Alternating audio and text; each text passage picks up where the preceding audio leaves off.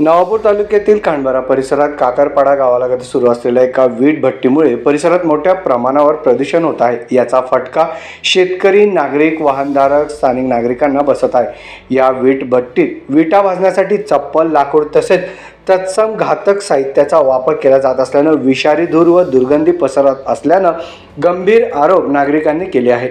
या प्रदूषणामुळे शेतकऱ्यांना शेतात काम करताना तसेच दुपारच्या वेळी जेवण करताना श्वसनाचा तीव्र त्रास जाणवू लागलाय। अनेक नागरिक परिसरातील आजारी पडत असल्याच्या ग्रामस्थांनी तक्रारी केल्या आहेत। वाहनधारकांनी या दुर्गंधी व धुराचा त्रास होत असल्याच्या तक्रारी केल्या आहेत। संबंधित विभागाकडे वारंवार तक्रार करूनही त्याची नोंद घेण्यात आलेली नाही। त्यामुळे संबंधित वीट भट्टी तातडीने थांबविण्यात यावी, कारवाई करण्यात यावी अशी मागणी परिसरातील शेतकऱ्यांनी केली आहे।